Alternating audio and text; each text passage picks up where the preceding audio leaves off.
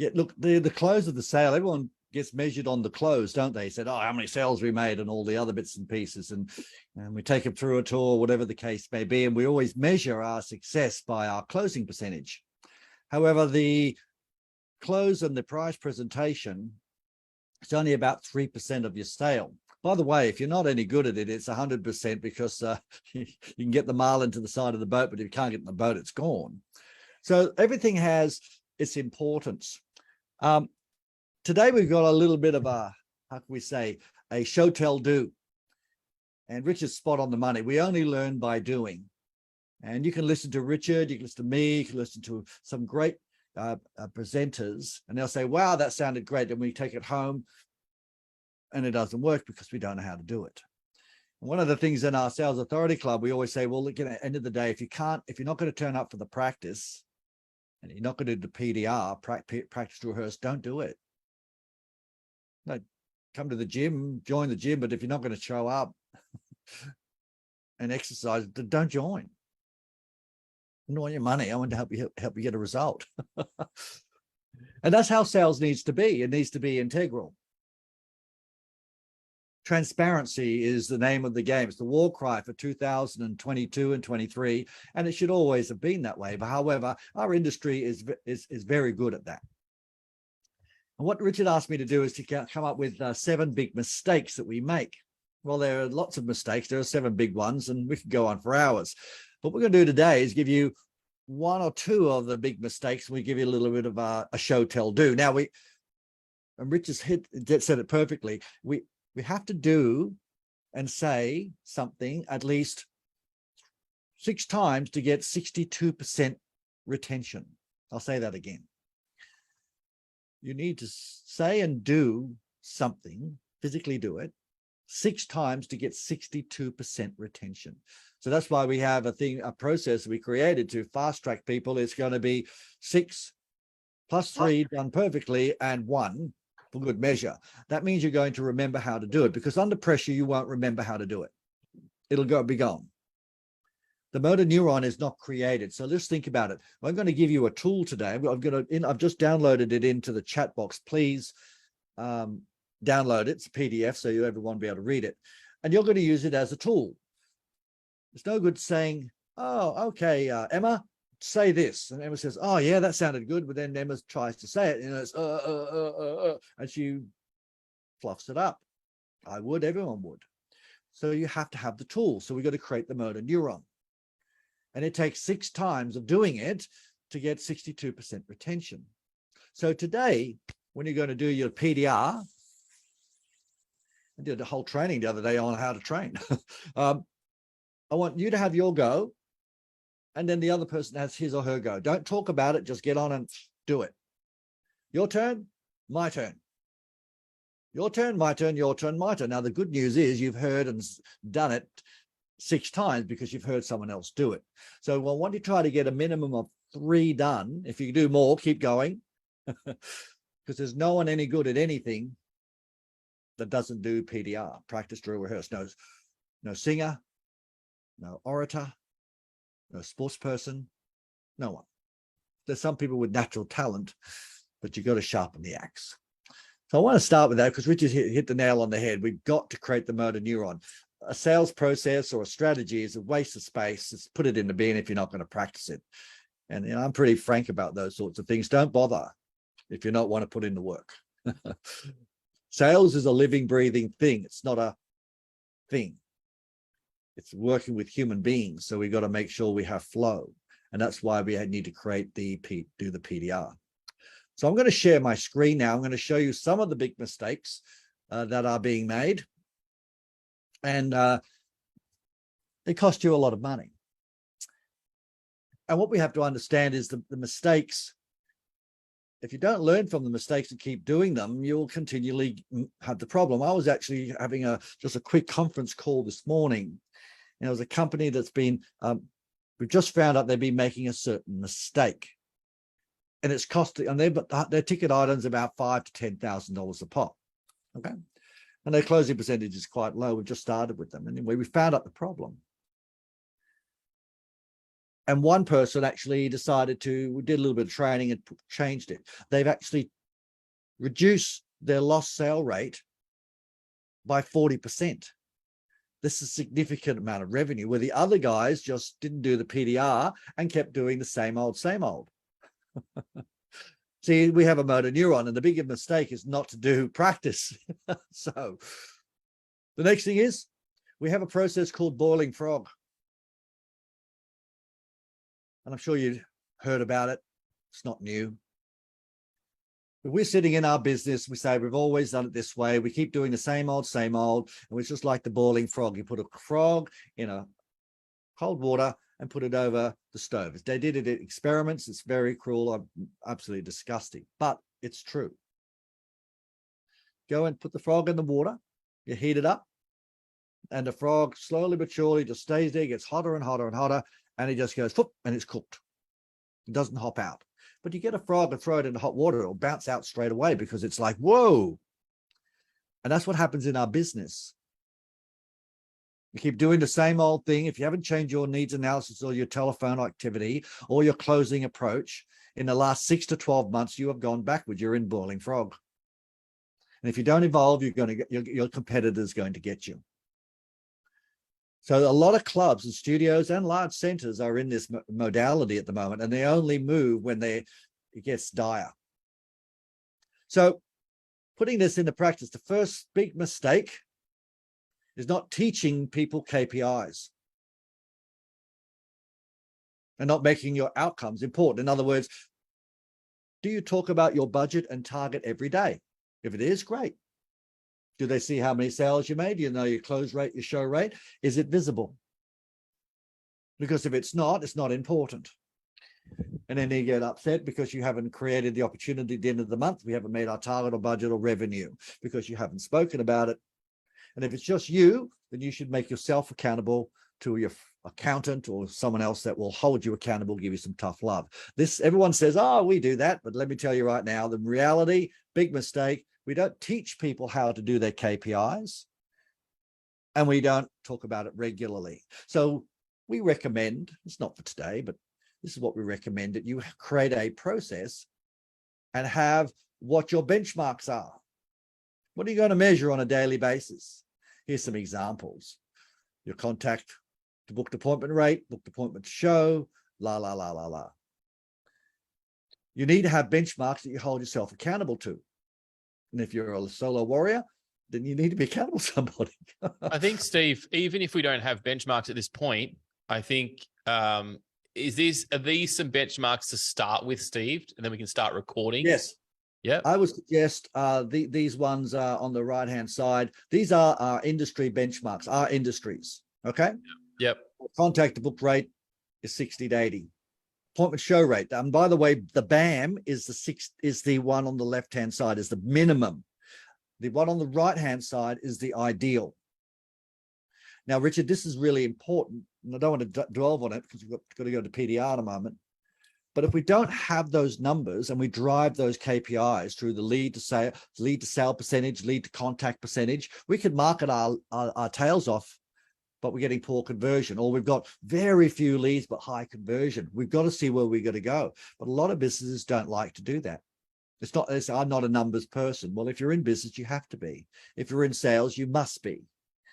So it's it's not everyone's favorite topic, but it's a necessity, and it's a big mistake not having them. Okay, now the other thing is not asking these 3 questions. How many appointments do you have per day? How many tours or presentations do you have per day? And how many sales have we made today? Are we on target? That's it. If you were to take just 3 KPI numbers and say, how many appointments do we have today? How many tours we are going to have today? And how many sales are we going to make today? And are we on target? You'll start increasing sales with no skill sets training at all. And that's not something I've created. It's called the Hawthorne principle. So take a screenshot of that. I really believe just start asking that question every day of yourself or your team, and I'm sure your things will improve. And I think, guys, on Friday, we've got 8-week training plans, and obviously you've got them on your wall from the immersive. And so again, this is the concept here, is that daily look at this. And I just asked a few of you, like, how many leads you got, how many sales you got at the moment, and then you can start to work backwards of what we actually need to generate more leads and generate more sales. But I think that's the first step, is knowing the numbers, because as soon as you ask for help, that's the first thing they're going to ask for. How many are you getting? What are you doing? And if we don't know what you're doing wrong, we can't fix it. I'm going to show you another thing now that you might find interesting. Is the next big mistake.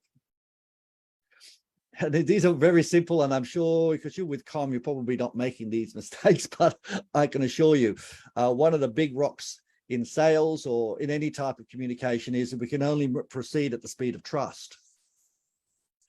Are we spending enough time having the person trust us before we present our product, our service, take him on a tour?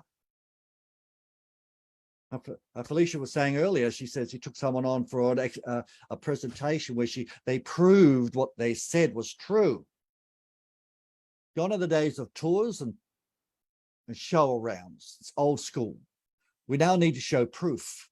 It's called proofing. And when you have someone with a trial and they have a try before they buy, they can taste the chocolate. It tastes nice, I'll buy. That's another way of doing it. There's lots of other ways of doing it, but that's a way of creating trust. Oh, we'll get bigger, we'll lose weight, we'll get stronger, you'll get this, you'll get that. We'll do a personalized program. It's all BS, blue sky. Blue sky is not a promise. To show them proof. Big mistake is not having that proof. So, one of the things that helps you have proof is being an expert. And if you're not perceived as the expert and you do nothing differently to your competitor, then guess what? They're going to smash you for price. Not being the expert means that you're the salesperson wants their money. Not being different means that you are going to be susceptible to getting smashed for price. The way to fix that is to use a process called inking. Teach them stuff that they don't know and show that you are different. So you might not know this about weight loss. You might not know this about building. You might not know this about sleep. And they go, wow, I never do that. If you didn't do that, you won't get a better outcome. She said, probably that's why I'm not getting a result before. And if you have a process or system in place, what you could show them, your USP, we're the only club or studio or trainer that actually has 1, 2, 3 system. How good's that? I'll give that to you when you start. So all of a sudden, teach them stuff that they don't know. Prove that you can do it. You don't have to sell a thing, they'll buy. So these are some of the mistakes. Okay, just quickies. The other thing I mentioned was if you're not different, you're the same. And if you're the same, you either are the same price or less, not more. And if you're less, they'll say, what are you missing out? Then you go into price warring.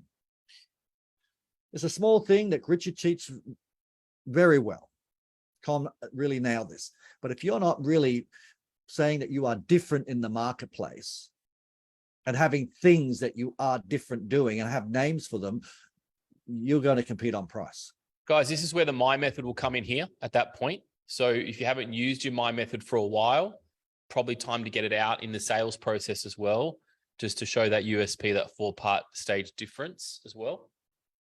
And difference is important. It's not how good you are, it's how different you are with the same outcome. And people, it's a poo-poo thing that people say, oh, USP, I've done it, I heard about it. Do you do it? And look, I work with clubs all around the world. And even the big rock guys, they can't tell me what they are unique, what makes them different. It's true. So the way to differentiate a USP with the first, with the biggest, with the newest, isn't great. The newest is not great. You're never going to say the newest. Right?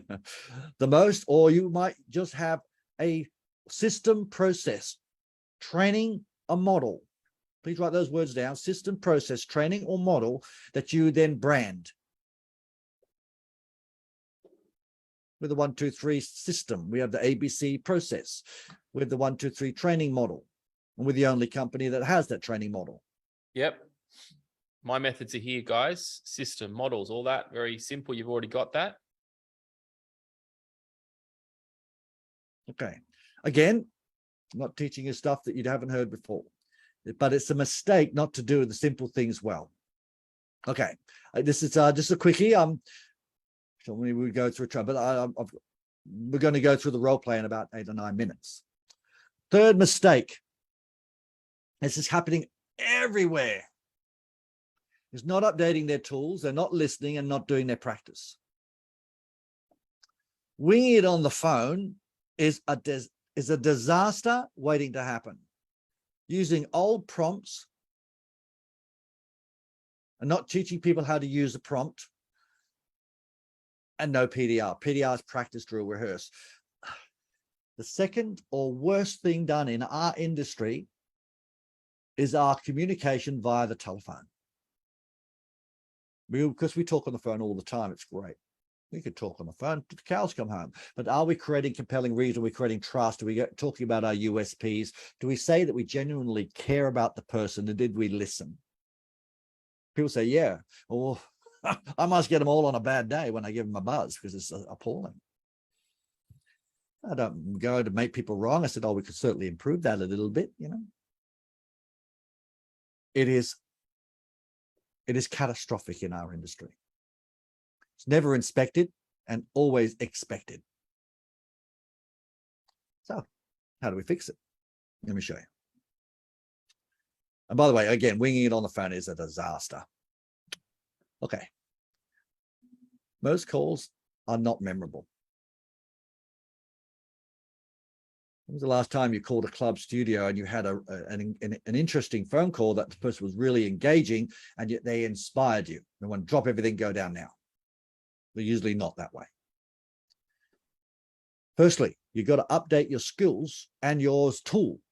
And you don't have scripts anymore. They're called prompts. But you've got to know what's on the prompt. So you got to update your words. You've got to make sure there's commonality before we actually start going to work. The other, number 3 is a big rock. Ask questions and listen. And have a downward tone when you're talking. Most people have upward tone. We try to be quite really pleasant and really, really good. And I really want to be nice and pleasant to you. Oh, it's so cheesy, embarrassing. And I'm sure you don't like it when someone's trying to be your friend and don't even know them. But we've got to create rapport. So commonality is important. But a downward tone, listen, a downward tone with a bit of a, let's say, pause, we'll get more of a reaction. Instead of being really excited, an upward tone, oh, it's really great down here. We got some great trainers. Obviously, I'm exaggerating a little bit, but of course, competitors, they're either bored out of their head or they are just too many V's. That's no process. So, understand the model. Do your inking and so forth, and make sure you talk about your USPs on the phone. Now, this is an example, okay? Look, I'm not going to do a sales training on telephone work, but we have to have introduction and pre-frame your secondary spend. If you have secondary spend in your business, in other words, personal training, massage, supplements, other things, you'll say, hey, I'd like to know a little bit about the club. I'm thinking of joining. Sure, I'd love to tell you about the club and our trainers and some fantastic other nutritional advice that we give. But let me ask you some questions to make sure we're a right fit, okay? Well, okay. Take away the sale. Pre-frame your other things. Not, sure, I can give you some information about that or the club. Steve, just quickly, if we have one membership, let's say studios have one membership, and everything's included in that membership, how would we pre-frame that, Steve? Oh, we say we have let me tell you exactly about our studio and how everything is included in it with no additional cost. It's really fantastic. You get one and you get the rest for free. Great. Yeah, that's great. Thank you. They go, oh, wow. Yeah, we're the only club that do that. But we really like that. They go, whoa, USP straight away. Okay. This is a prompt. There's a left hand and a right hand side. Again, we then go into if they are committed to coming in to see you, could be online, up to you. We have a 4 W's, and then you've got your inking and USPing. Here, see, it tells you when to say it. You just use the ink or USP that you want. Just a kindly reminder on your prompt. Then we go into the invitation, then we rock and roll. Now, a lot of people say they have a prompt. When I ask them, say, have a look at the ones you used in the last week, they haven't got it. They say it's on the wall. I'll eat my left shoe if they use the prompt. Okay. So at the end of the day, the way to make sure it's being done is use air call or just call to make sure that you are regularly inspecting what you expect. They record every call and you'll be able to then do a good job. Now, the next thing is no compelling reason. We can spend all day on this one, but the needs analysis means that you have permission to present your product or service. So you use an exercise history or a PT exercise history, whatever it may be, and you get a needs analysis done. Now, there are many different versions of this, little tiny ones, big ones, but have one. Get someone to complete it when they come in. You've got to find out their what, and we have to find out their when. If you don't find out their when, you have no reason to buy, to join. Get heavy on the when. So the needs analysis is to find out what's really important for them, what result, and what feeling they want. And then you say, when would you like to have that outcome and feel this way? That is the big rock and usually missed out. And if you have other types of things, we'll have to help you with nutrition there, or we can that's definitely doable, but we've got to make sure we train at least a couple of times a week, make sure the right nutrition goes in, all right? Are you looking forward to your holiday in Great Keppel Island? Yeah, well, let's make it happen. Not you excited about training because they're not. Mistake is we don't get heavy on the when. So, big rock activity. We normally do a practice on that. The big how allows us to then find out how good would they feel when they've actually got it sorted, and what would be the ramifications if they did nothing. If they don't care, then you're never going to have them buy. So if we get these questions organized with their needs analysis, the rest is really easy. Another big mistake is we don't go green and we don't practice asking in green. What does that mean? For those who already know this, we only make decisions in the green brain. So when we ask an emotional question, the person will make a decision. When we ask a logical question, they need to think about it and they can't make a decision. When the red brain is on, there is no decision. The functionality of the brain is turned off to make a decision. It goes into analyze. So you get an objection, I've got to think about it, shop around, let you know. When we go into green brain, are you excited about your holiday? Let's do that. Let's get it done. So we talk about excited. We talk about the emotion. That's when the green brain gets turned on. And by the way, it's called the limbic brain. When that's on, and that's where all decisions are made. All decisions are made in the limbic brain.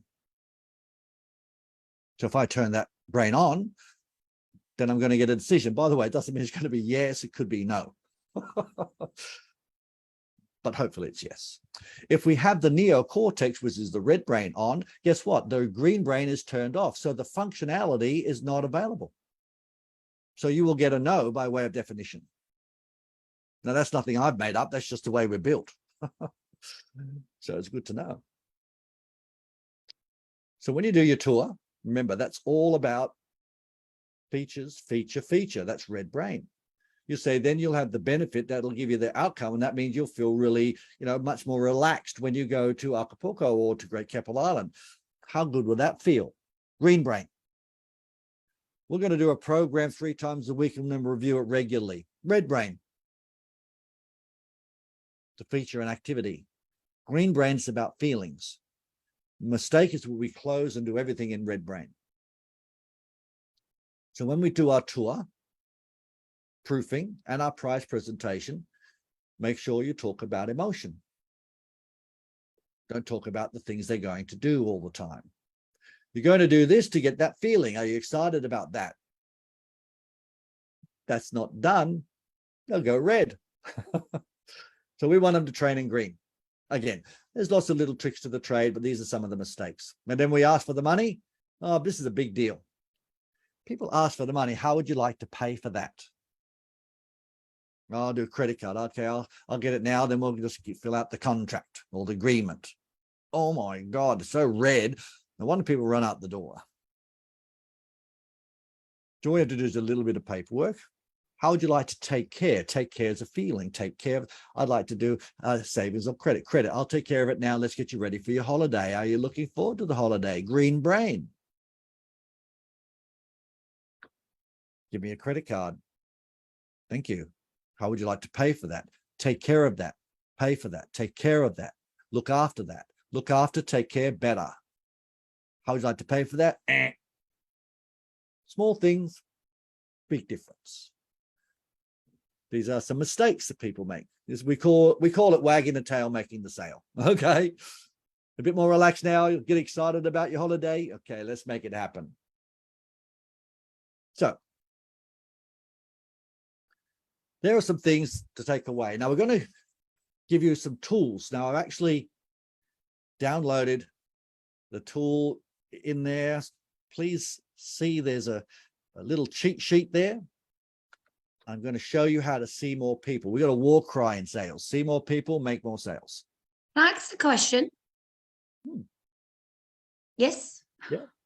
Cool. So you know how you were talking about the sales when you're asking for the payment? Yeah. Or not to ask for the payment, but get the feeling behind it. Do you have you ever sent them the link for the payment? Okay, lovely. If you've got a opportunity to do it, sending a link. If you're having a Zoom, for instance, if you're doing it Zoom, and by the way, in the next 2 years, people will be doing a lot more virtual sales. It's not common now, but I can assure you it will be necessary. But if you're on a Zoom, you'll click the link in the chat box, okay? Stay on the Zoom and talk them through your sale, okay? If you're not on Zoom and you say, I'm going to send you a link, that's going to break the continuity. Click. You're now going to send it to them. They're going to have to get the link, click the link, and they might buy. You're reducing the closing percentages. Now, I'm not saying it's going to stop them, but it reduces it by sending them the link and losing contact. So some people are doing now is sending them the link and they're having a chat with them, right? I said, I'll send you the link. You just go to your inbox and see if you got it. I just want to make sure it turns up. So, okay. Oh, yep, it's come through. Okay, well, I'll talk you through now. And you talk them through what they need to do while you got them on the phone. It's better if you got them on a Zoom. And if you don't want to do that, and you send them the link, you say, okay, and I'll send you a link now. When do you think you'll actually click a link and join? I'll do it tonight. Terrific. So I'll give you a courtesy call tomorrow. Give me a rough time. I'll just give you a buzz to confirm it's all come through and we can book you in for your first workout. So you have a booked NSR date. So you have a courtesy call that you're going to call them, that you're going to have a chat, make sure it's all come through, book them in, get them ready to rock and roll. So you have a booked time to call. And if they don't join, there's a reason to call. And they do join, you just say, it's just confirm it's all good to go. We'll see you on Friday. So there are 3 ways to actually use links. Okay. Awesome. Thank you. Thanks for the question. All right. Now make sure you've got the download. All right, here we go. One of the things we have is a problem when taking a phone call. When we get the phone call, it is an absolute gold. Because we're so often trying to get people on the phone, we're sending links and all that sort of stuff. You want to talk to people. You want to get them to belly to belly. We don't want to have lots of link sending. We don't want to have lots of stuff that we lose continuity. So we want to try to get the sale belly to belly and make sure that we're on track. As soon as you send them a link, you're losing that continuity. You've lost control. So what we want to do is to ideally have a good telephone call. Now, again, today's not about telephone calls, but what I want to show you is there's some places on here that you need to get good at. Now, this whole process is to create a process of urgency. Club and services, we find out their USPs. There's a process I'm going to teach you now, which is called the tease strategy. This increases closing and show rates. You'll do your inking and your tease, and then you recap what you're going to prepare. Now, what does all that mean? When you're on the phone, they're talking about weight loss or building. You're going to teach them something they don't know. So what you want to do is you're going to teach them something that they'll say, wow, I never knew that. Say, how about I put that into a bit of an action plan or a success plan, and I'll give it to you when you pop in. So all of a sudden you tell them, say, too much to cover over the phone. How about I put into a bit of an action plan and I'll give it to you when you pop in. They say, and they'll say, yeah, that'd be great. You'll say, that's a good idea. Let me just write that down. So you are creating something to give them when they turn up. Now, they will turn up to talk to you about the result, but they will really, if you're creating value, you will actually create a little pack. You'll always have it in an envelope with their name on it. Put a few, it might just be a couple of cheat sheets you put in there. And when you give them a confirmation call, you tell them you've created that. Now, this process is called the tease strategy. It increases show percentages significantly. So you teach them something that they don't know. Oh, we're going to use this material. We're going to help you with nutrition. You know, that 70% of the weight loss, Mary, is based on your nutrition. Yeah. And we have the 1, 2, 3 system. Do you think it'd be important to make sure we cover the nutrition so you're ready for your wedding? They'll say, absolutely. And you'll say, well, I totally agree. Look, there's far too much to cover over the phone there, Mary, but I'm sure we're on the same page. I can cover it more detail when we pop in or when we have a Zoom, okay? They go, okay. Would you like me to put a couple of little those tips in your action plan or your success plan for you? They'll say yes. Okay, that's a good idea. When you say that's a good idea, that makes it their idea. I'll just write that down. So I'll get that, see how to actually do this and do that. All right, terrific. Now, what you want to do here, you want to do it at least twice on the phone, at least twice. You're now going to create the action plan. So when they come in, it's all good to go. So what we're going to do now is going to put you into a breakout room. Steve, how many in a breakout room do you want? I'll just two at a time. Yep, great. CJ, can you prepare? So all you're going to do is you've got a little sheet, a cheat sheet there. Here it is. You're going to say, oh, rhubarb to actually help you lose weight. Do you think it'd be important to have rhubarb to help you lose the weight? That's going to be your USP, your special program, whatever it may be. The thing you do that's different. You don't have to get too technical today. We just want you to get comfortable. Do you think it'd be important to have the ABC to make sure we get the weight off, ready for your holiday? Person will say, your role play buddy will say, absolutely. You say, I totally agree.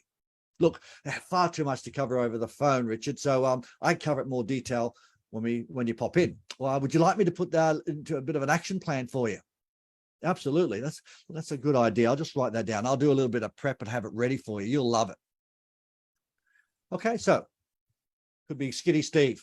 Has to know a little bit about exercise or maybe some nutrition, some macro and micro.